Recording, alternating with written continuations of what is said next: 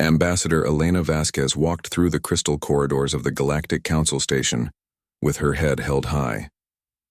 The station floated in neutral space, far from any star system. It was a place where thousands of species came together to talk, trade, and solve problems without violence. At least that was the idea. Elena was human. She represented Earth and all its colonies in this vast meeting place of aliens. Humans had only been part of the galactic community for 50 years. 50 years was nothing compared to species that had been traveling the stars for thousands of years. Many aliens still saw humans as the new kids, naive and soft. The council chamber was enormous. It could hold representatives from 500 different species. The ceiling stretched so high that clouds sometimes formed near the top. Each species had their own section with seats or platforms designed for their particular body type. Some aliens needed water tanks. Others required high-pressure chambers or floating platforms. Elena made her way to the human section. It was small, just 3 seats. Earth had only 3 representatives because they only had 20 colony worlds. Other species had hundreds or even thousands of worlds. The Krillian Empire alone controlled 400 planets. She sat down and organized her datapad. Today's session was about trade disputes. Again. For the past 6 months, the Krillian Empire had been making things difficult for human colonies. They blocked shipping routes. They charged extra taxes on human goods. They accidentally delayed food shipments to human mining colonies. The session began. The council leader, a tall being made of living crystal named Shartok, called the meeting to order. His voice echoed through the chamber like wind chimes. The council recognizes Ambassador Thaxkor of the Krillian Empire, Shartok announced. Thaxkor stood up. He was massive, nearly 8 feet tall, with 4 arms and scaled red skin. 2 small horns curved back from his forehead. The Krillians were warriors. Everyone knew it. They had the 3rd largest military in the galaxy. The Krillian Empire wishes to discuss the human colony of New Perth, Thaxkor said. His voice was deep and rough. They have failed to pay proper docking fees for the past 3 months. This is unacceptable. Elena stood smoothly. The colony of New Perth is a farming world with 12,000 people. They grow food. The docking fees you demand are 3 times the standard rate. We have documentation showing that every other species pays the standard rate. You only charge humans the higher price. Thaxkor made a sound like a laugh. Perhaps humans should learn to negotiate better. Several other species made sounds that might have been laughter. The Xanthari delegation clicked their mandibles in amusement. The Pollux representatives flashed colors of yellow, which meant they found something funny. Elena kept her face calm.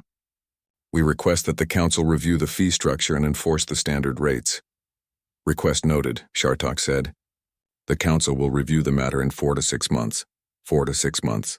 By then, New Perth might have to shut down.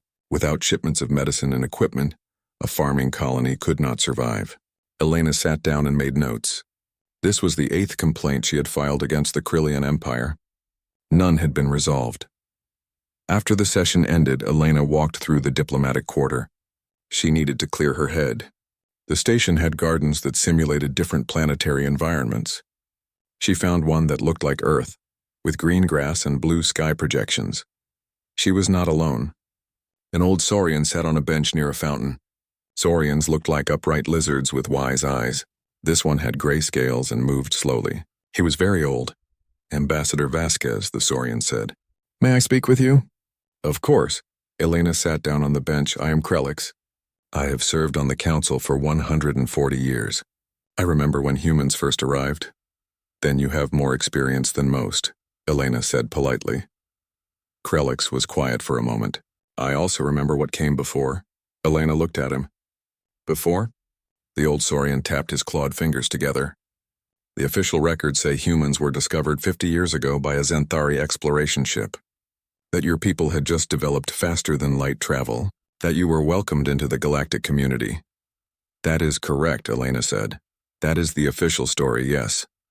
Krellix looked at her with ancient eyes. But I am old, Ambassador. I was there when the council made certain decisions. Decisions about how to handle humanity. Elena felt something cold in her stomach. What do you mean? I mean that some of us remember the Yothran Collective. Krellix watched her face carefully. Do you know that name? No, Elena admitted. Few do. They were erased from most records 300 years ago. The old Saurian stood up slowly. Be careful, Ambassador. The Krillians do not understand what they are provoking, and when they finally do understand, it will be too late. He walked away before Elena could ask more questions. That evening, Elena could not stop thinking about the conversation. She returned to the human embassy section and found her aide, Marcus Chen.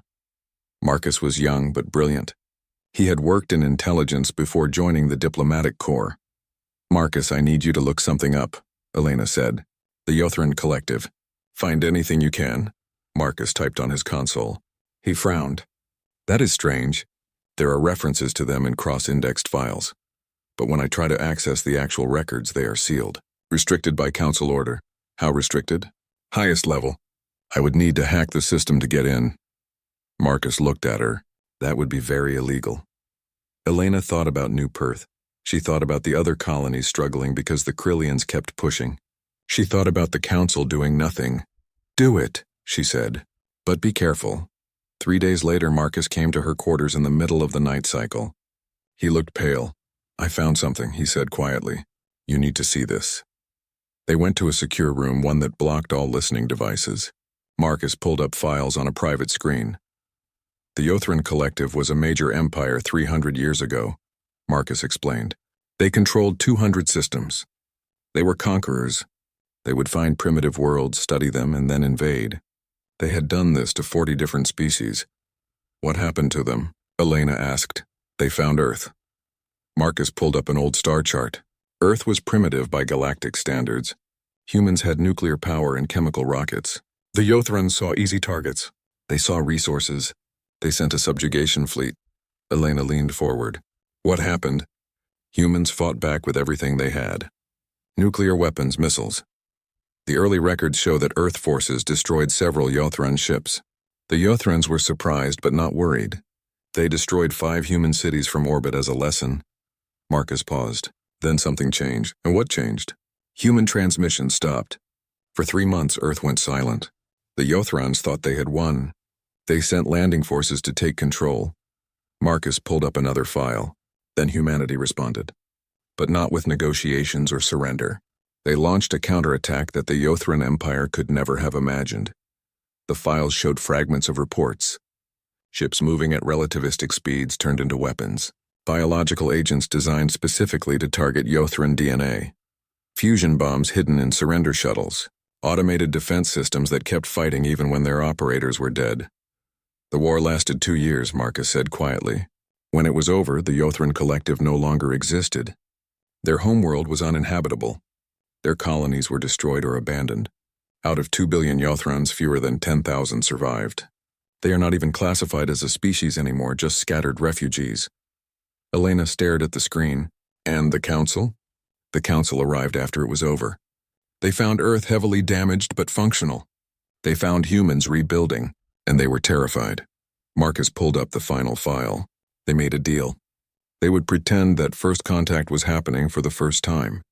Humans would pretend to be a peaceful species, and no one would ever speak about the Yothrans again. Elena read the final report. It was written by Shartok himself, 250 years ago when he was just a junior council member. The report said, humans appear to have 2 modes of operation.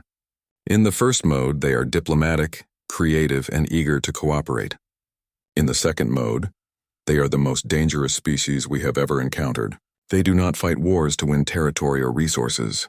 They fight wars to completely destroy anything that threatens them. There is no middle setting. We must ensure humanity never enters the second mode again. The cost to the galaxy would be incalculable. There was a note at the bottom. The last transmission from the Yothran commander was recorded 3 days before their homeworld fell.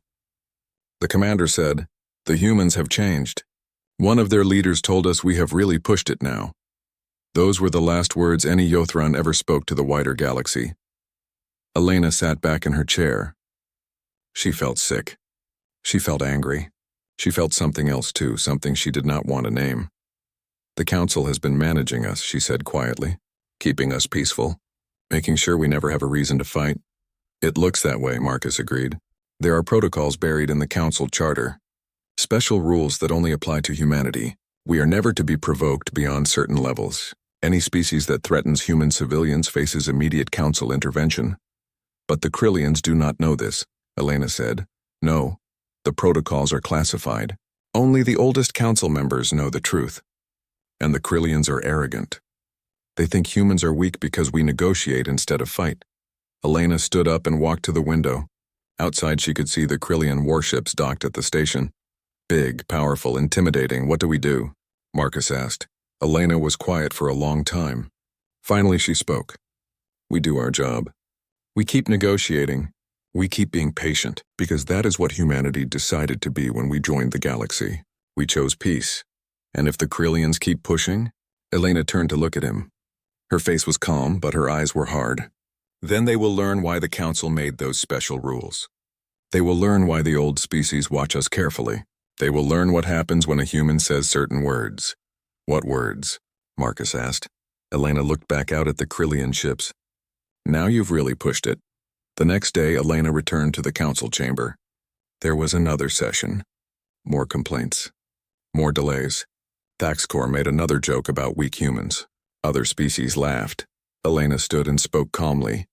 The Krillian Empire has now interfered with human trade routes 17 times. We have filed formal complaints each time. We have been patient. We have followed every council protocol. We are asking again formally for the council to intervene. Thaxcor stood up. Or what, little human? Will you cry? Will you write another complaint? He looked around at the other delegates. Humans are evolved prey animals. You talk about peace because you are afraid to fight. Your entire species is soft. The chamber was silent. Everyone waited to see what Elena would say. She smiled. It was not a friendly smile. Ambassador Thaxcor, I want to make something very clear. Humans are patient. We believe in negotiation. We believe in following the rules. But please do not mistake our patience for weakness. Please do not mistake our preference for peace as inability to do anything else. Thaxcor laughed. Is that a threat? No, Elena said calmly. It is a warning. A friendly one. Because we would prefer to remain friends. She sat down. The session continued. But in the back of the chamber, Krelix the old Saurian watched with worried eyes. He had heard warnings like that before. 300 years ago, right before an entire species went extinct. He began making preparations to move Saurian assets away from Krillian space, just in case, because he was old. And he remembered things that others had forgotten. And he knew that humans only gave warnings when there was still time to step back from the edge. The question was whether the Krillians were smart enough to listen.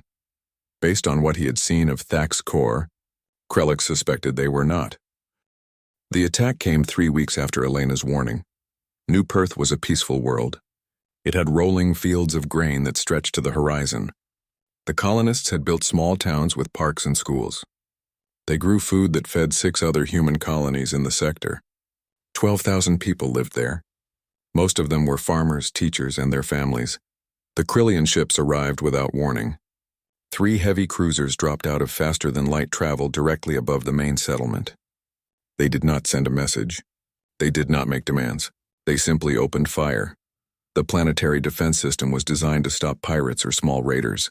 It was not designed to stop military warships. The defense satellites lasted 40 seconds before they were destroyed. Then the Krillian ships targeted the settlements. The attack lasted 11 minutes. When it was over, the main settlement was burning. The school had taken a direct hit. The hospital was rubble. 214 people were dead. 31 of them were children. The Krillian ships jumped back into faster-than-light travel before human defense forces could respond. They left behind destroyed homes, crying survivors, and a message buoy. The message was simple. This is what happens when inferior species do not show proper respect. Elena was in her quarters when the emergency call came through. It was the middle of the night cycle on the station. She answered the comm link and saw the face of Admiral Sarah Rodriguez, commander of the Human Defense Fleet. Ambassador, there has been an attack, Rodriguez said. Her voice was tight with controlled anger. New Perth, 3 Krillian heavy cruisers. They hit civilian targets. Elena felt her chest tighten. Casualties. Over 200 dead. More wounded, Elena. Rodriguez paused. They hit the school. During class time. Elena closed her eyes. Her daughter, Maria, had lived on New Perth for 2 years. She had moved to a different colony 6 months ago to attend university, but Maria had gone to that school. She had friends who still lived there. Confirmed Krillian? Elena asked, though she already knew the answer. Ship signatures matched, and they left a message buoy bragging about it. Rodriguez leaned forward. Elena, the fleet is ready. Give me the word and we can be in Krillian space in 2 days. Stand down, Admiral, Elena said quietly. We follow protocol. The Council must handle this. The Council? Rodriguez's face showed disbelief. Elena, they killed children. On purpose. The Council will debate for months while the Krillians laugh. I know, Elena said, but we are part of the galactic community. We follow their laws. Call an emergency council session. I will present the evidence. The Council will have to act. Rodriguez did not look happy, but she nodded. You have 1 week, Ambassador. If the Council does not deliver justice in 1 week, I am taking the fleet to Krillian space with or without orders. The comm link ended. Elena sat in the dark for a long moment. Then she called Marcus. Get me every piece of data from New Perth, she said.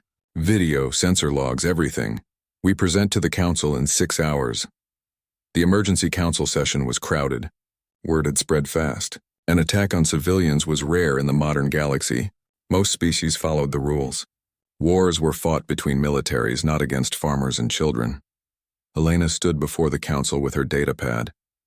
Behind her, the main screen showed footage from New Perth. Buildings burning. People running. Bodies in the rubble. The Council chamber was silent as the video played. When it ended, Elena spoke. Her voice was calm and clear. 3 Krillian heavy cruisers attacked the human colony of New Perth without warning or provocation. They targeted civilian structures including a school, a hospital, and residential areas. 214 people are dead. 31 were children under the age of 12. She brought up more data. This is the sensor data showing the Krillian ship signatures. This is the message buoy they left. This is the attack pattern showing they specifically targeted non-military structures. Elena looked around the chamber. Under Council law, attacks on civilian populations are considered war crimes. We formally request immediate Council action against the Krillian Empire. Thaxcor stood up. He did not look concerned. The Krillian Empire regrets this unfortunate military error. Our ships were conducting exercises in that sector. They received faulty intelligence suggesting the colony was a hidden military base. We will pay the standard compensation for accidental civilian casualties. Military error? Elena's voice was very quiet. You targeted a school. During class hours. You left a message bragging about the attack. The message buoy was likely placed by pirates attempting to frame the Krillian Empire. Thaxcor said smoothly. As for the targeting, our weapon systems may have malfunctioned. These things happen in military exercises. Elena stared at him. The entire chamber could see that he was lying. But he did not care. He was daring her to do something about it. Shartok, the Council leader, chimed softly. The Council must deliberate on this matter. Such serious accusations require thorough investigation. How long? Elena asked. These matters typically require 4 to 6 months for proper review. 4 to 6 months. Elena looked around the chamber. She saw representatives from dozens of species. Most would not meet her eyes. They were afraid. The Krillian Empire had a huge military. No one wanted to anger them over some dead humans. You have 1 week, Elena said. The chamber went very quiet. No one made demands of the Council. No one gave the Council deadlines. Shartok's crystal body flickered with colors that indicated surprise. Ambassador Vasquez, the Council does not respond to ultimatums. That was not an ultimatum, Elena said. It was a courtesy. You have 1 week to provide justice under Council law. If the Council cannot or will not act, then humanity will seek justice under our own laws. Thaxcor made that laughing sound again. And what will you do, little human? You have a small fleet. We have hundreds of warships. You have 20 colonies. We control 400 worlds. If you want war, we will crush you like insects. Elena turned to look at him.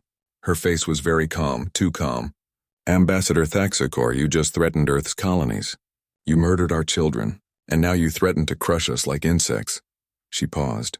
I strongly advise you to reconsider your position. Or what? Thaxcor spread his forearms wide. What will you do? Elena was quiet for a moment. When she spoke, her voice carried through the entire chamber. We will do what we always do when someone pushes us too far. We will remove the threat. Completely. She walked out of the chamber. Behind her, the delegates erupted in conversation. But in one corner, old Krelix sat very still. He had heard that tone before. 300 years ago, right before a species called the Yothrans ceased to exist, Krelix immediately sent a coded message to the Saurian homeworld. Move all assets out of human and Krillian space. To it now, do not ask questions. This is not a drill. That evening, Krelix found Elena in the gardens again. She was standing by the fountain, looking at the projection of Earth's sky. Your daughter lived on New Perth, Krelix said quietly. She moved away 6 months ago, Elena replied. She is safe, but her best friend from childhood died in that school. She was 8 years old. Krelix was quiet for a moment. You should access the forbidden archives. Look up the Sol incident and Species 941. Species 941. That is what the Council calls humanity in certain classified files. The number of a species that was almost terminated before it could become a threat. Krelix moved closer. There are things your government agreed to never tell your people. Things about your own history. But you need to know now, because what is about to happen will echo that history. Why are you helping me? Elena asked. Because I was there, the old Saurian said. I was a junior analyst when we found Earth 300 years ago. I saw the ruins of the Yothran Collective. I saw what humans did when they stopped trying to be peaceful. He touched her shoulder gently with one clawed hand. The Krillians think they are strong. They think their military makes them powerful. They do not understand what true danger looks like. And you do? Yes. Krelix looked sad. I have seen what happens when a human says, now you've really pushed it. I saw it 300 years ago. The galaxy has forgotten, but some of us remember. Some of us made sure the rules were put in place to protect everyone from what humans become when their children are threatened. He walked away, leaving Elena alone with her thoughts. That night, Elena and Marcus hacked deeper into the forbidden archives. They found files marked Species 941 Containment Protocols. They found records of debates about whether humanity should be allowed to join the galactic community at all. Some council members had argued for quarantine. Others suggested preemptive military action, but the majority had decided on a different approach. They would welcome humanity. They would encourage human patience and diplomacy. They would create special protocols ensuring that humans were never provoked beyond certain levels. They would bet that humans could control their own nature. It had worked for 50 years. Humans had been model members of the galactic community, peaceful, helpful, friendly. But now the Krillians had crossed a line that was supposed to be uncrossable. They had killed human children. They had bragged about it. They had threatened to do it again. Elena read the final file. It was titled Protocol Omega, Final Resort. The file described what the Council should do if humanity ever entered elimination mode again. The answer was simple. Nothing. Let humans do what they will do. Then rebuild the galactic community afterward. There was a note from Shartok written 200 years ago. If humans activate Protocol Omega, it means we failed. It means we allowed a situation to develop where Earth felt that complete destruction of a threat was necessary. At that point, intervention would only make things worse. Humans do not fight to win. They fight to eliminate. The best we can do is limit the damage and ensure it does not spread. Elena closed the files. She looked at Marcus. We have 4 more days before my deadline expires. Do you think the Council will act? Marcus asked. No, Elena said. The Krillian Empire is too powerful. The other species are too afraid.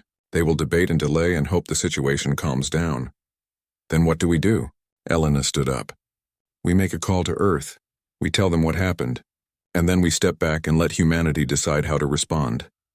3 days later, Thaxcor made another mistake. He ordered a second raid. This time, the target was New Dublin, another farming colony. The Krillian ships did less damage because New Dublin had better defenses. But they killed 38 more people, 12 more children. The message boy said, humans cry easily.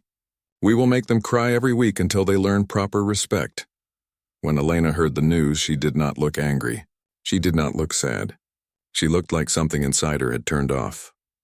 Marcus recognized that expression. He had seen it on soldiers right before battle. It was the look of someone who had made a decision and would not be turned away from it. Elena called for one final council session. When the chamber assembled, every delegate could feel that something had changed. The air felt heavy, dangerous. Elena stood in the human section. She did not bring data pads. She did not bring evidence. She simply stood and spoke. The Krillian Empire has now attacked 2 human colonies. They have killed 252 people. 43 of them were children. We asked the Council for justice. The Council voted for extended mediation. Elena paused. During this mediation period, the Krillians attacked again. They killed more children. They left a message saying they will do it every week. The chamber was silent. Every species waited to hear what would come next. Humanity hereby withdraws from the Galactic Council. Elena said calmly, "We will resolve this matter under Earth law." Chaos erupted. Delegates shouted. Shartok chimed for order. Thaxcor stood up, laughing. "You withdraw?" Thaxcor said. "Fine, leave. Go back to your 20 little worlds. We have 400 worlds and the 3rd largest military in the galaxy. What will you do, little humans? What can you possibly do to us?" Elena looked at him. Her eyes were flat, empty. "You're about to find out why we were allowed into this council with protocols already in place specifically about us."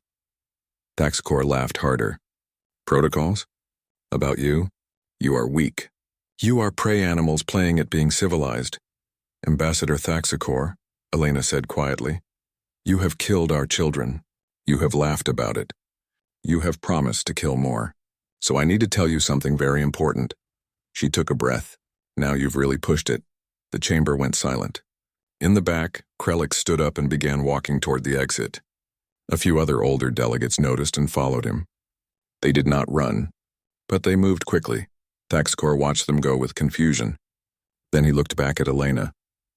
"What does that mean? Is that supposed to scare me?" Elena smiled. It was not a human smile. It was the smile of a predator that had been pretending to be prey. "You will understand soon enough. I suggest you spend time with your family, Ambassador. While you still can." She walked out of the chamber. Behind her, more of the older species began quietly leaving. They sent messages to their homeworlds. They moved their ships. They prepared for what was coming because they remembered. Even if most of the galaxy had forgotten, they remembered what humans were capable of when someone really pushed it. And now the Krillian Empire was about to learn. Elena sat in a secure room deep inside the human embassy section. The walls were lined with signal dampeners. No one could listen in. No one could track what she was doing. Marcus sat beside her, his fingers moving across multiple screens as he dug deeper into the forbidden archives. "I have something," Marcus said. A file cluster marked First Contact, Actual. It is separated from the official First Contact records. "Open it," Elena said. The screens filled with data. The date stamp showed 300 years ago. The location was Sol System, Earth's home system. "The Yothran Collective," Marcus read aloud. "A species from the Corward Expansion Zone. They built an empire by finding primitive worlds and conquering them before the species could develop advanced technology. Standard procedure was to scout, classify the primitive species, then invade with overwhelming force." Elena leaned forward. "They found Earth. Yes, 302 years ago." Marcus pulled up an image. The Yothrans looked like tall, thin creatures with 6 legs and 4 arms. Their heads were triangular with multiple eyes. They sent a scout fleet. 12 ships.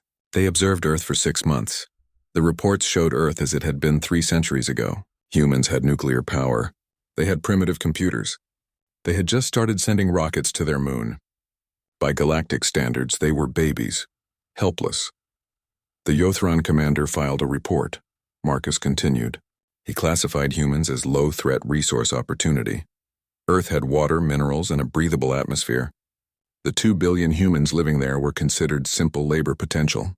Elena felt sick. They were going to enslave humanity. That was the plan. Marcus pulled up more files.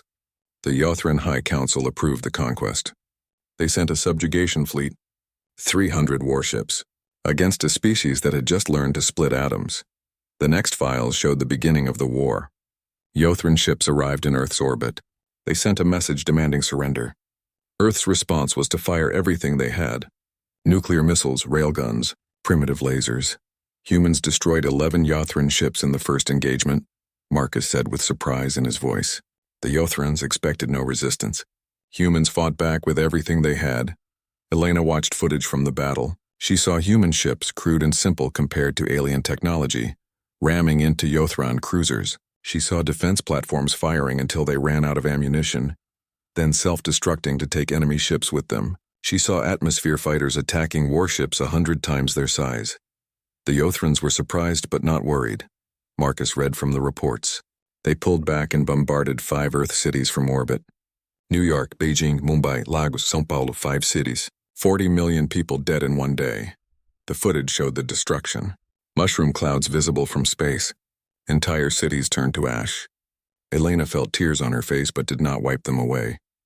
The Yothrons sent another message, Marcus said quietly. Surrender or they would destroy 5 more cities every day until humanity gave up. Elena waited. She knew what came next would be important. Earth went silent, Marcus said. All transmissions stopped. The Yothrons thought humans were preparing to surrender. They waited. 3 months passed with no word from Earth. What were humans doing during those 3 months? Elena asked. Marcus pulled up classified military reports. His hands were shaking. Everything. Humans were doing everything. They converted every factory to war production. They built shipyards in the asteroid belt. They drafted scientists, engineers, anyone with useful skills. They stopped being a divided planet and became one unified force with one goal. What goal? Complete destruction of the Yothron collective. Marcus looked at her. The reports are very clear about this. Earth's governments held a summit. They decided that negotiation was impossible. The Yothrons had proven they would kill millions for strategy, so humanity had to eliminate the threat. Not defeat it. Eliminate it. The next files showed what humanity built in those 3 months. Warships designed by people who had only seen alien technology for a few days. Weapons that broke every galactic convention. Strategies that no civilized species would consider. Humans launched their counterattack exactly 3 months after Earth went silent, Marcus said. The Yothron fleet was waiting in orbit, confident that humans would surrender any day. They were completely unprepared for what happened. The reports described the attack. Human ships came from everywhere, from the asteroid belt, from behind the moon, from orbits around Mars. Hundreds of ships that had not existed 3 months ago. But they were not normal ships. Kinetic kill vehicles, Marcus read. Ships with no weapons. Just engines and mass. Humans accelerated chunks of iron to near light speed and aimed them at Yothron ships. When they hit, they released more energy than nuclear weapons. Elena watched the footage. Yothron cruisers simply ceased to exist when the kinetic weapons hit them. No explosion, no debris. Just there one moment and gone the next. The Yothrons tried to retreat, Marcus continued. But humans had prepared for that too. They had built automated defense platforms all through the Sol system. Platforms that kept fighting even when all the human operators were dead. The Yothrons lost 60 ships trying to escape Earth's system. What about the main Yothron Empire? Elena asked. Their homeworld? Marcus pulled up more files. This is where it gets worse. Much worse. Humans did not just defend Earth, they went on the offensive. They sent ships to Yothron space. But these were not normal military ships. What were they? Suicide ships. Automated vessels filled with nuclear weapons and piloted by volunteers who knew they would not return. They jumped into Yothron systems and self-destructed near population centers. Marcus's voice was flat as he read. 37 Yothron colony worlds. Destroyed, just gone. Elena stared at the screen. That is genocide. Yes, Marcus agreed. But humans were not done. They developed biological weapons. Viruses designed specifically to target Yothron biology. They released them on every Yothron world they could reach. The mortality rate was 98%. The reports showed Yothron worlds dying. Entire populations wiped out by diseases that did not affect any other species. It was targeted, efficient, horrifying. The Yothron High Council tried to surrender 1 year into the war, Marcus said. They sent messages. They offered reparations. They begged for mercy. What did humans say? Nothing. Earth's government did not respond. They just kept attacking. They kept sending suicide ships. They kept releasing bioweapons. Marcus pulled up a transmission from Earth's War Council. There is a quote from the human commander. She said, "They killed our children. They bombed our cities. They tried to enslave us. There will be no negotiation. There will be no mercy. There will only be extinction." The war lasted 2 years total. When it ended, The Yothran collective no longer existed. Their homeworld was uninhabitable, poisoned by human bioweapons. Their colonies were destroyed or empty. Out of 2 billion Yothrans, fewer than 10,000 survived as scattered refugees. The Galactic Council arrived 6 months after the war ended, Marcus said. They had heard about a conflict but did not know the details. What they found shocked them. Elena read the council reports. The investigators could not believe what they saw. An entire spacefaring empire destroyed by a species that had been primitive 2 years earlier. The investigators were terrified. They filed reports recommending that Earth be quarantined or eliminated as a threat. But some council members argued differently, Marcus said. Shartok was one of them. He was young then, only 100 years old. He argued that humans could be reasoned with, that they only became dangerous when threatened. Elena found Shartok's original report. It was marked Most Secret, Council Leaders Only. She read it aloud. I have studied the humans carefully. They are not naturally violent. In fact, they prefer cooperation and peace. But when their survival is threatened, they transform. They stop thinking about rules or civilization. They think only about eliminating the threat, completely, totally, with no concern for the cost. The report continued. I propose we offer Earth membership in the galactic community, but we must set conditions. First, we pretend this war never happened. We tell the galaxy that humans are newly discovered. We give them a clean start. Second, we create protocols to ensure humans are never threatened in ways that activate their elimination response. Third, we educate council members about what humans are capable of, so that no one accidentally triggers another extinction event. They made a deal, Elena said quietly. Yes, Earth's government agreed. They wanted peace. They wanted to join the galactic community. They agreed to pretend the war with the Yothrans never happened. They agreed to appear peaceful and friendly. They agreed to follow council rules. Marcus pulled up the treaty, but they also made their own demands. What demands? If any species attacked human civilians, especially children, Earth reserved the right to respond with full force under Earth's own laws. The council agreed.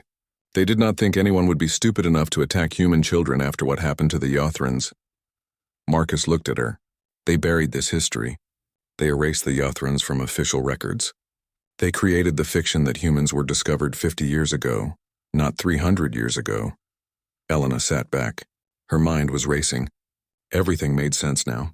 The special protocols, the way older species looked at humans with caution, the warnings from Krellix. There is one more thing, Marcus said.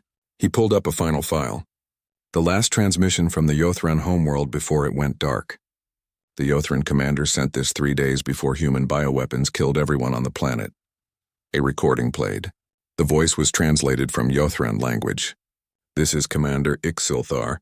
Our situation is hopeless. The humans will not stop. They will not negotiate. We tried to make them surrender. We killed their people to teach them fear. But we were wrong. So wrong. They are not afraid. They are angry. One of their leaders told us that we have really pushed it now. Those were her words. Now you've really pushed it. I do not know what it means in their language, but I know what it means for us. It means we are all going to die. The recording ended. Static filled the speakers. That was 300 years ago. The last words any Yothran ever spoke to the wider galaxy. Elena stood up. She felt cold. She felt something else, too. Strange clarity. She understood now. She understood what she had said to Thaxacor. She understood what it meant. We need to contact Earth, she said. They already know, Marcus said quietly. I have been monitoring Earth's communications. The moment you withdrew from the council and said those words, Earth activated Protocol Omega.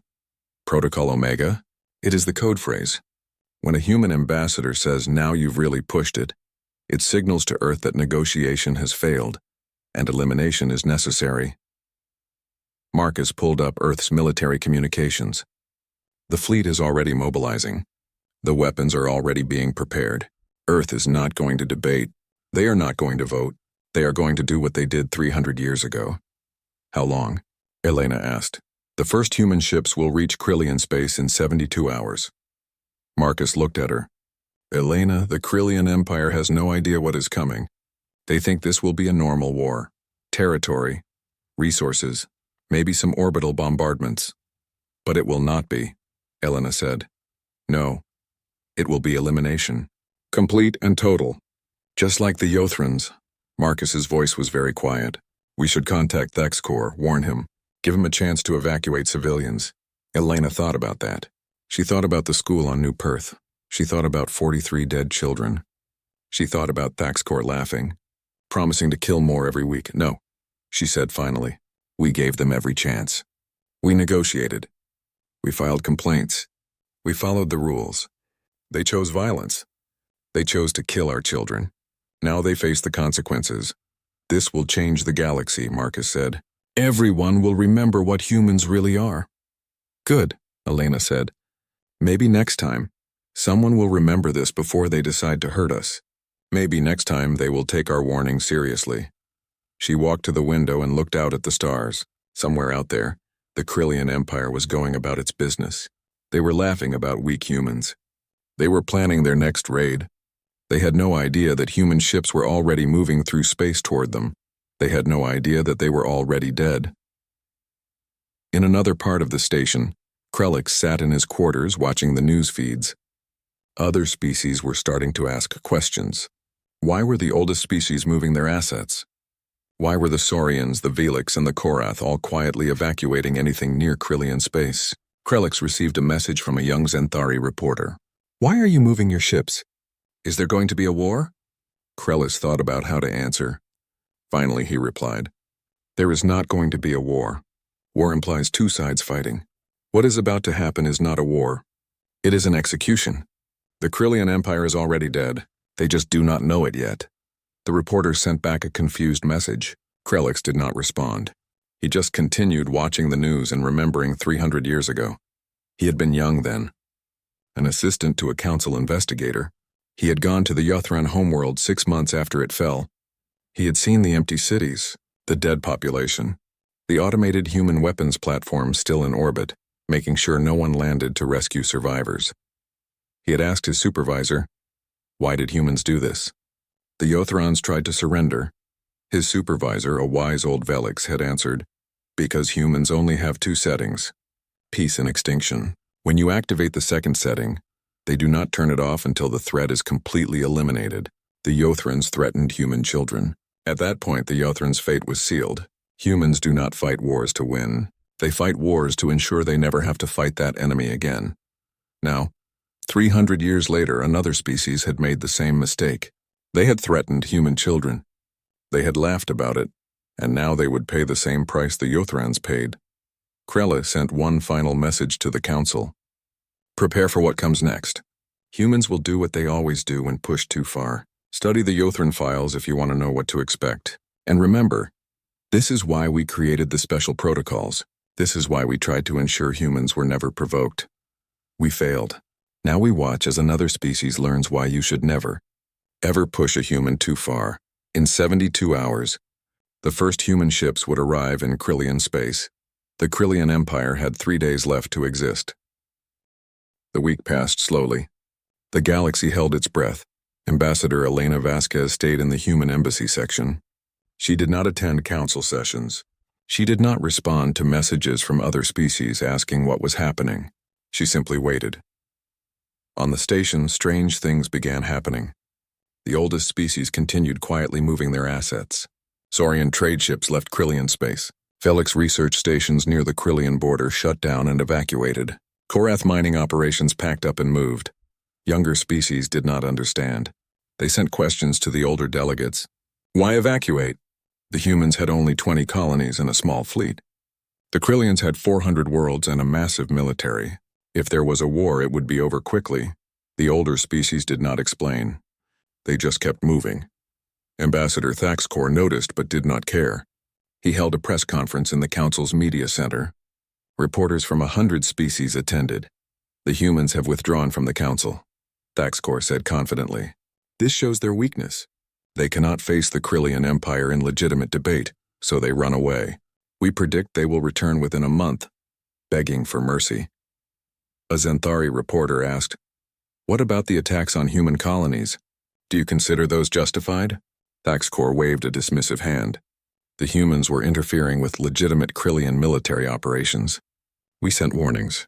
They ignored them. The consequences were their own fault. You killed children, another reporter said. Casualties happen in military operations, Thaxcor replied. If humans cannot protect their own civilians, perhaps they should not have colonies in space. He smiled at the cameras. The Krillian Empire is not afraid of humanity. They have 20 worlds. We have 400. They have a defense fleet. We have a conquest armada. If they want war, we will crush them in days. The press conference ended. Thaxcor returned to his quarters feeling satisfied. The galaxy would see Krillian strength. The humans would learn their place. He did not notice the old Saurian watching from the back of the media center. Kralik saw everything and felt only sadness. The Krillians still did not understand.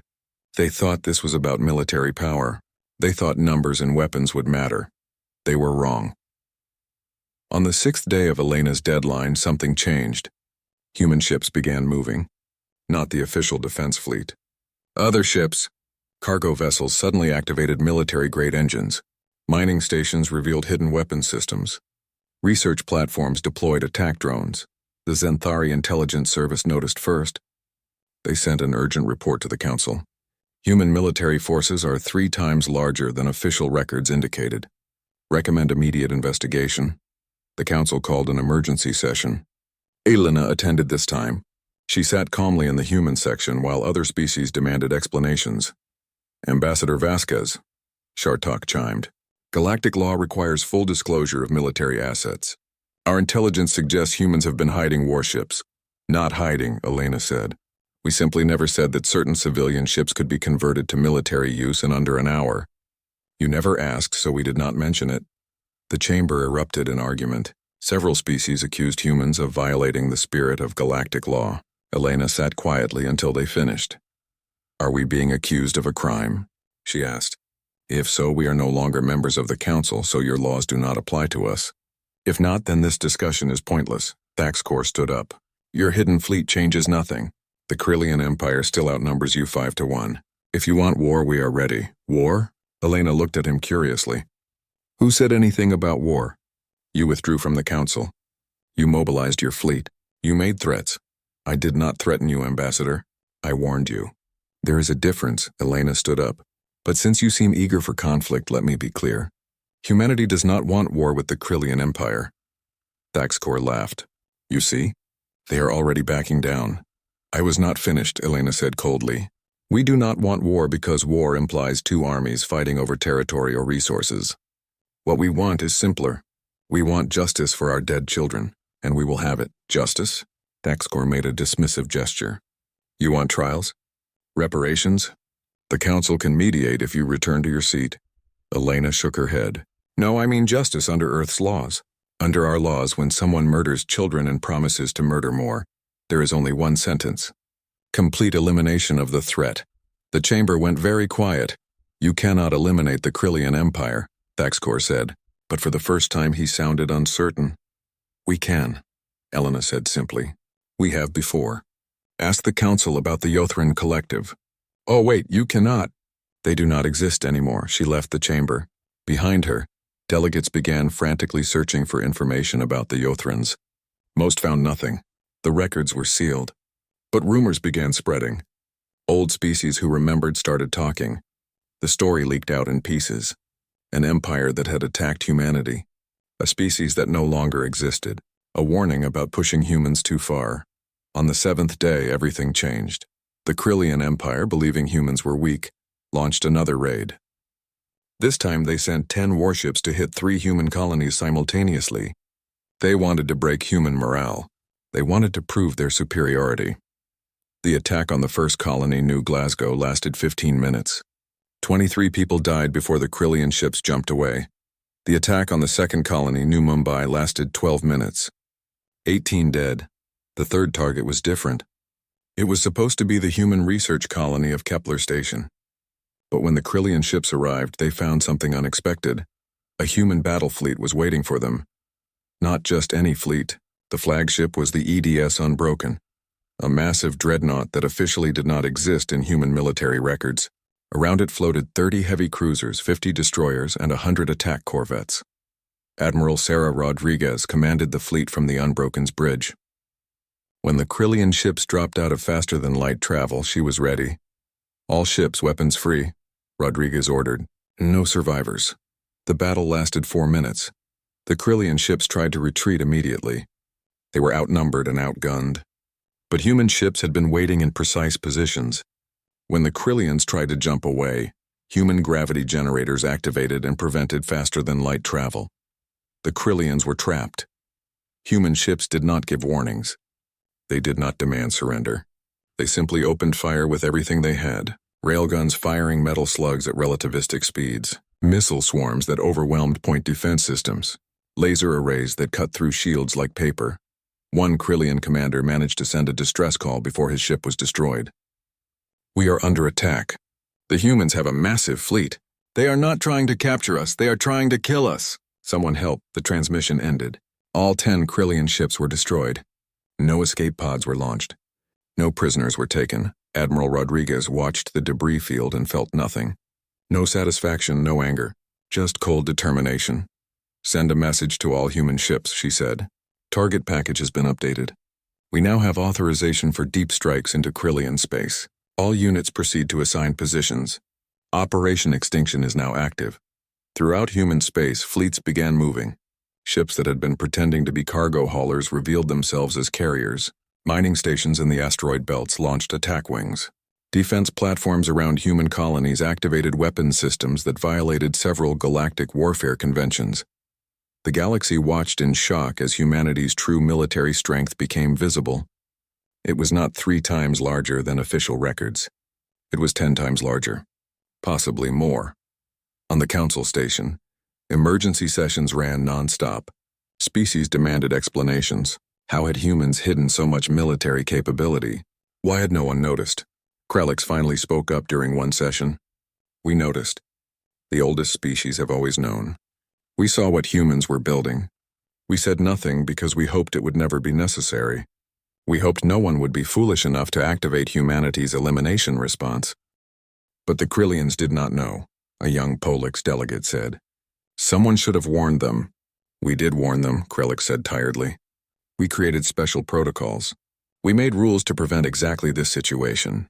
But the Krillians ignored the rules. They ignored the warnings. Now they face the consequences." "But the Krillian Empire has 400 worlds," the Polix insisted.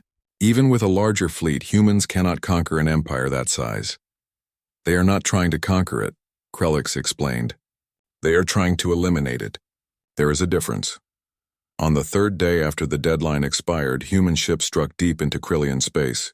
They did not attack military targets first. They attacked infrastructure. Communication networks went dark. Trade routes were blocked by automated weapons platforms. Supply depots were destroyed. The Krillian High Command tried to organize a defense, but they could not coordinate their forces without communication systems. They tried to send fleets, but human ships avoided direct battles. Instead, humans used hit-and-run tactics. Strike hard, destroy the target, disappear before reinforcements arrived. It was not warfare as the galaxy understood it. It was extermination. On the 5th day, human ships deployed something new. Nanoplagues, microscopic machines that targeted Krillian computer systems. Within hours, every Krillian ship, station, and defense platform lost control of their automated systems. The Krillian military tried to fight back, but their weapons would not fire. Their shields would not activate. Their ships drifted helplessly, while human vessels destroyed them one by one. The Krillian High Command sent an emergency message to the Galactic Council. "We request immediate intervention. The humans are using illegal weapons. They are targeting civilian infrastructure. They refuse to accept our surrender." The Council called another emergency session. This time Elena did not attend. She sent Marcus instead. "The Council demands that humanity cease military operations," Shartok announced. "You are violating the Galactic Warfare Conventions. You are using prohibited weapons. This must stop." Marcus stood up. He was young, but his voice was steady. "Humanity is no longer bound by Council laws. We withdrew. You chose to do nothing when Krillians murdered our children. Now you do not get to tell us how to respond. But you are committing war crimes," a Xanthari delegate shouted. "By whose definition?" Marcus asked. "Council law? We do not follow Council law anymore. We follow Earth law," Under Earth law, the Krillian Empire committed acts of genocide against human civilians. The penalty is elimination of the threat. You cannot eliminate an entire empire, Shartok said. This is madness. We did it before, Marcus replied calmly. 300 years ago. Ask the Yothrons. Oh wait, you cannot. They do not exist anymore. He looked around the chamber. The council had the chance to stop this. We begged for justice. We followed your procedures. You did nothing. Now you want to complain about our methods? He left the chamber. Behind him, the delegates sat in stunned silence. On the 8th day, the Krillian Empire tried to organize a counterattack. They assembled a fleet of 200 warships. It was the largest military formation they could create with their communications disrupted. The fleet jumped to the human colony of New Perth, intending to destroy it in revenge. They arrived to find the colony defended by 5 human ships. Just 5, the Krillian commander laughed.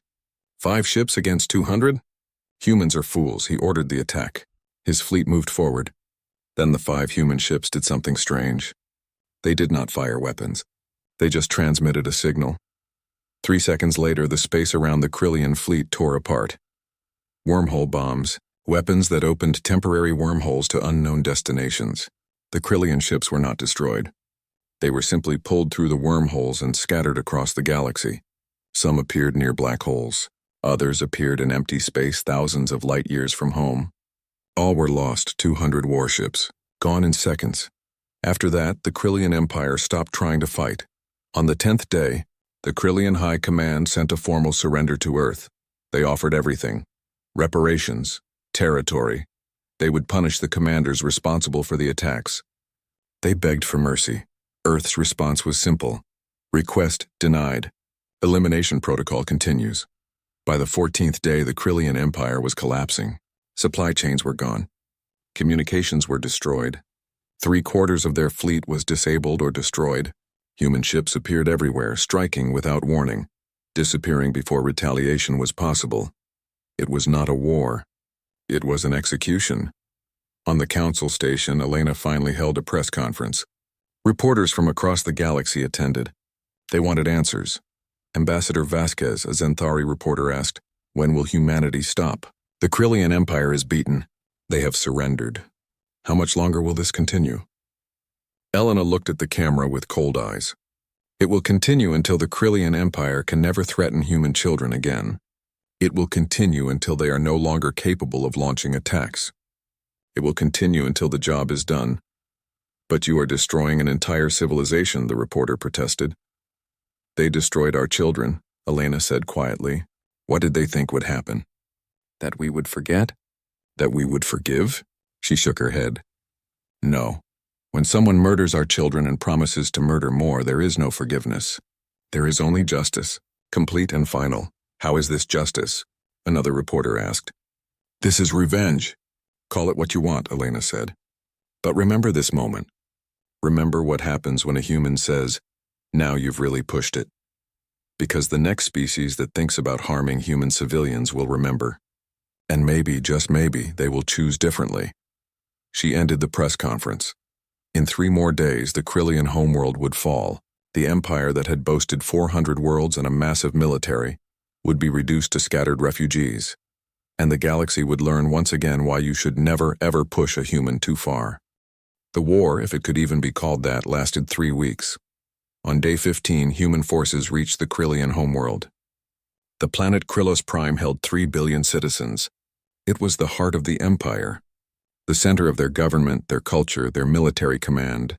The Krillian defense fleet made a final stand. Every available ship formed a barrier around their homeworld. 217 vessels, from massive battleships to small patrol craft. Every captain knew they were facing death, but they stood anyway. This was their home.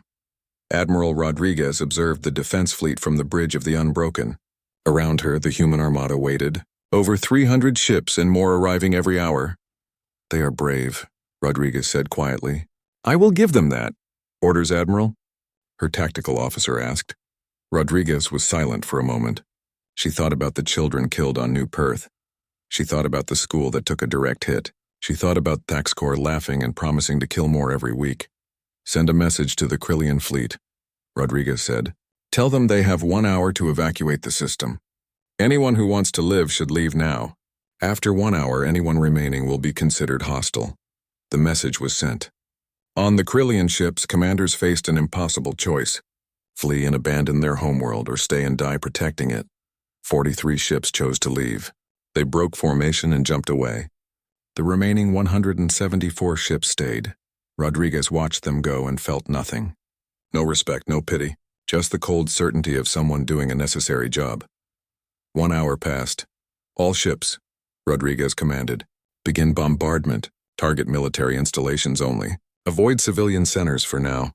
The human fleet opened fire, not with planet-destroying weapons, not with the antimatter warheads they had available. They used precision strikes, railgun slugs that hit military bases, missiles that destroyed shield generators, lasers that took out defensive satellites. The Krillian defense fleet charged forward, trying to protect their world. They fought with desperate courage. But courage was not enough against superior numbers and technology. The battle lasted 6 hours. When it ended, the Krillian defense fleet was gone. Not a single ship remained intact. The debris field orbiting Krillos Prime would be visible for centuries. Rodriguez opened a channel to the Krillian High Command on the planet below. This is Admiral Sarah Rodriguez of Earth's Defense Force. Your military is defeated. Your defenses are destroyed. You have one choice remaining: unconditional surrender, or we begin targeting your cities. The response came from High Commander Vexillar, the leader of the Krillian military. What are your terms? Total disarmament. All warships will be destroyed. All weapons manufacturing will cease. All faster-than-light capable vessels will be disabled. Krillos Prime will be quarantined. You will never leave your home system again. You would trap us here? For how long? Forever, Rodriguez said flatly. Your species attacked our children. You laughed about it. You promised to do it again. Now you will spend the rest of your existence confined to one system, so you can never threaten anyone else. This is barbaric, Vexillar shouted. You cannot imprison an entire species. Watch us, Rodriguez replied. You have 12 hours to accept. After that, we will start destroying your cities one by one until you agree. Your choice. The channel closed. On Krillos Prime, the Krillian High Command met in emergency session. They argued. Some wanted to fight to the last. Others pointed out that fighting was hopeless. The humans had already proven they could destroy the entire planet if they wanted. 11 hours later, High Commander Vexillar sent the surrender. Human forces landed on Krillos Prime. They did not occupy the planet in the traditional sense. They simply disabled everything. Every shipyard was destroyed. Every weapons factory was demolished. Every vessel capable of faster-than-light travel had its engines removed. Then humanity built something new in orbit. An automated defense grid. Hundreds of weapons platforms that would shoot down anything trying to leave the system. The platforms were self-repairing and self-replicating. They would last forever. The Krillian Empire was not destroyed. The population survived. Their cities remained standing. But they were prisoners in their own system, guarded by machines that would never sleep and never show mercy. Ambassador Thaxcor was captured during the occupation. He was brought aboard the Unbroken and taken to a holding cell. Elena came to see him there. He looked different now. The arrogant warrior was gone. What remained was a broken male who had watched his entire civilization fall in 3 weeks. Why? Thaxcor asked hoarsely. We surrendered. We offered everything. Why trap us forever? Elena looked at him through the force field. You killed children. You murdered 43 innocents. You laughed about it. You promised to do it every week. That was war, Thaxcor said desperately. Casualties happen in war. No, Elena said coldly. That was you making a choice. You chose to target civilians. You chose to hit schools. You chose to brag about killing our young. She leaned closer. You wanted to know what humans would do. Now you know. When you threaten our children, we do not negotiate. We do not compromise. We eliminate the threat completely, finally, forever. But we surrendered, Thaxcor shouted. We gave up. Too late, Elena said. You surrendered after we decided you needed to be eliminated. At that point, your surrender meant nothing. You would always be a threat. So we removed your ability to ever threaten anyone again. She turned to leave. Your empire is gone, Thaxcor. Your species will survive, but you will never travel the stars again. You will never threaten anyone again. You will live in that one system until your son dies. That is the price of pushing humanity too far. She left him there screaming about injustice. She felt nothing. No satisfaction, no anger. The job was done. That was all that mattered. The war ended on day 21. Human forces withdrew from Krillian space, leaving only the automated defense grid. The Krillian Empire, which had controlled 400 worlds and had the third largest military in the galaxy, was reduced to one planet in one system, forever quarantined from the rest of civilization. The Galactic Council called an emergency summit. Every species sent representatives. They needed to discuss what had just happened. They needed to decide how to respond to humanity's actions. Elena attended. This time she sat in the human section with her head high. She had nothing to apologize for. Shartok opened the session. The Council must address the recent conflict between humanity and the Krillian Empire. What occurred was unprecedented. An entire spacefaring civilization has been effectively imprisoned. They murdered our children, Elena said simply. We responded appropriately. Appropriately? A Xanthari delegate stood up. You destroyed an empire. You used illegal weapons. You ignored their surrender. We used the weapons we deemed necessary, Elena replied. We ignored their surrender because we did not want surrender. We wanted elimination of the threat. We achieved that goal. This sets a terrible precedent, the Xanthari continued. Any species could claim justification for extreme violence. Then do not kill our children, Elena said flatly. It is quite simple. Humanity follows the rules. We negotiate. We compromise. But if you murder our young and promise to murder more, then you have activated our elimination protocol. At that point, nothing will save you. Krellick stood up slowly. The old Saurian had been quiet throughout the war. Now he spoke. I have lived for 203 years, Krellick said. I have seen many species rise and fall. I have watched empires conquer and collapse, but I have only seen one species capable of what humanity just did. He looked around the chamber. The Krillians made a mistake. They thought humans were weak because humans prefer peace. They did not understand that humans are not peaceful because they cannot fight. They are peaceful because they choose peace. But when that choice is taken away, when their children are threatened, humans become something else entirely. He pulled up images from the war. Krillian ships destroyed, cities disabled, the automated defense grid orbiting Krillos Prime. This is what happens when you push a human too far, Krellick said. They do not fight to win territory. They do not fight for resources. They fight to ensure they never have to fight that enemy again. Total elimination. No second chances. No mercy. But that is barbaric, a Polix delegate protested. Perhaps, Krellick agreed, but it is effective. The Yothran Collective attacked humanity 300 years ago. They killed millions of humans. They tried to enslave Earth. Humanity responded by erasing the Yothrans from existence. Now, 300 years later, another species made the same mistake. They killed human children. Humanity responded the same way. Complete elimination of the threat. He sat down slowly. The pattern is clear. Humanity gives warnings. They negotiate.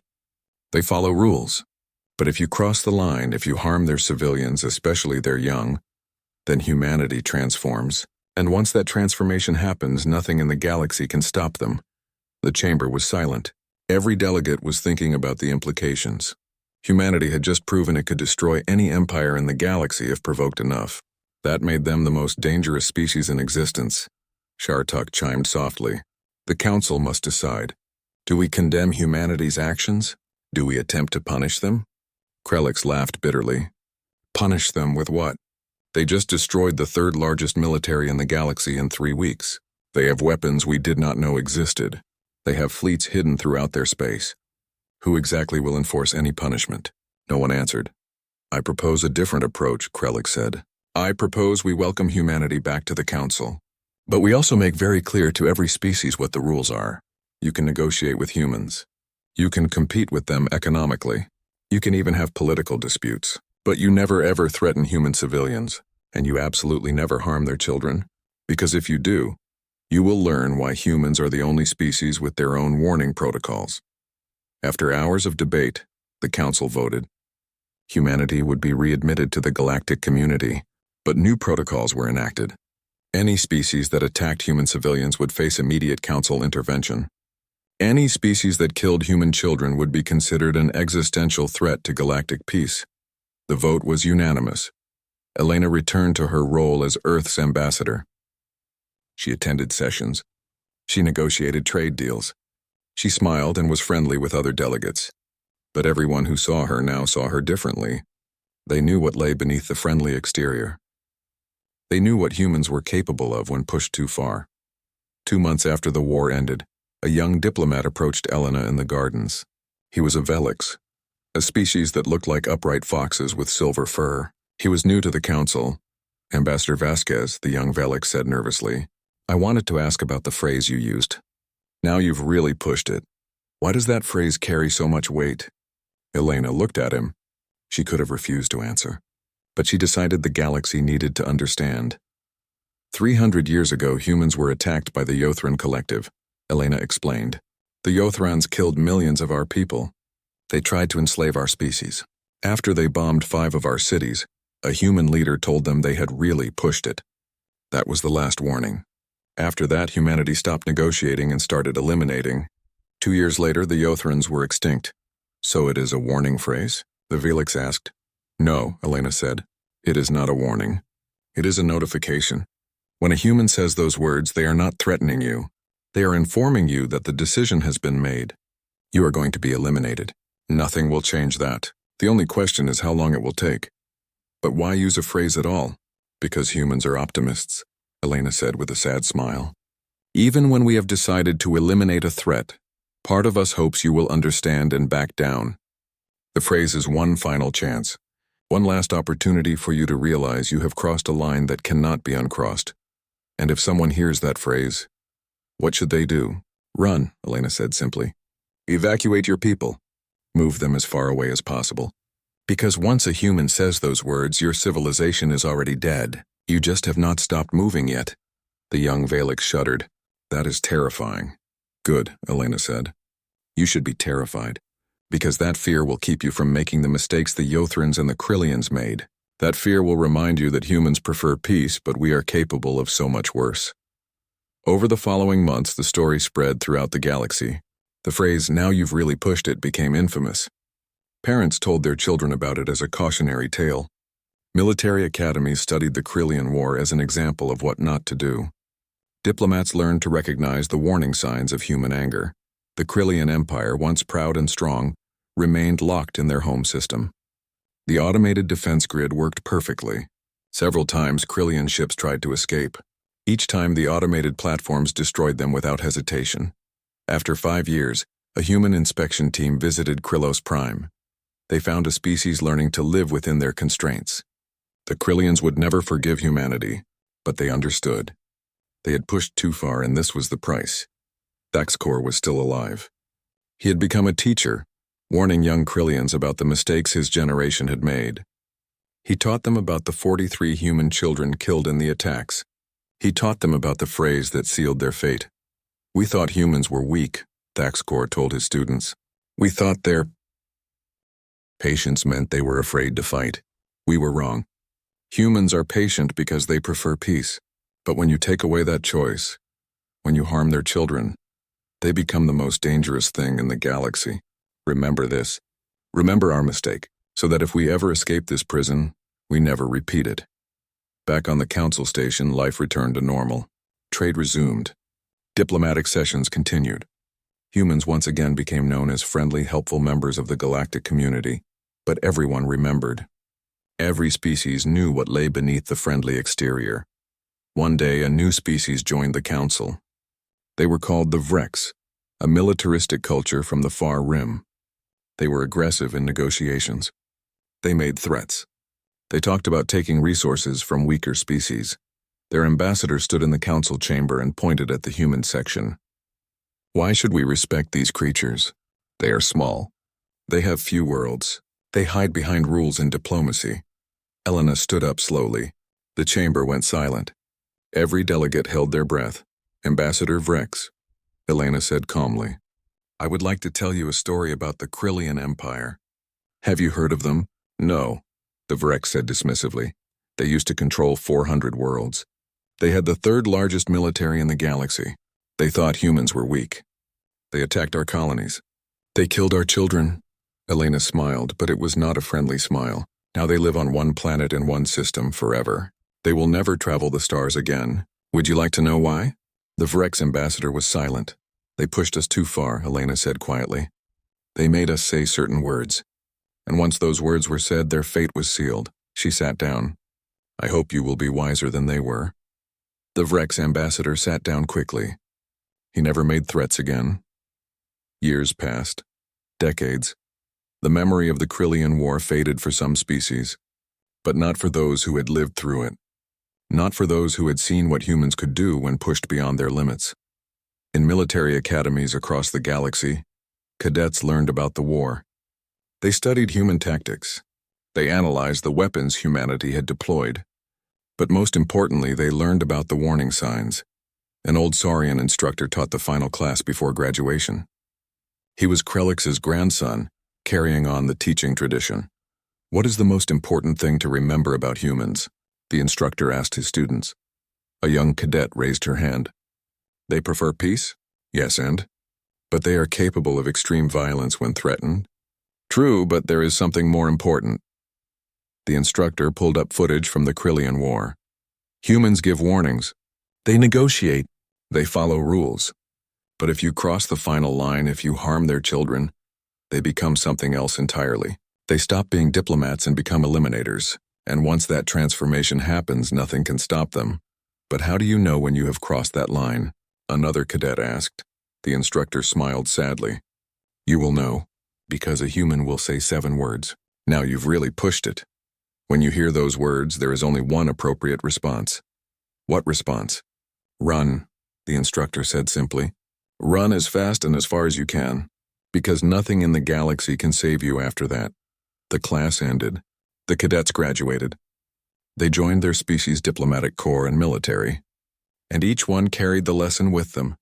Never push a human too far, never threaten their children, never make them say those 7 words.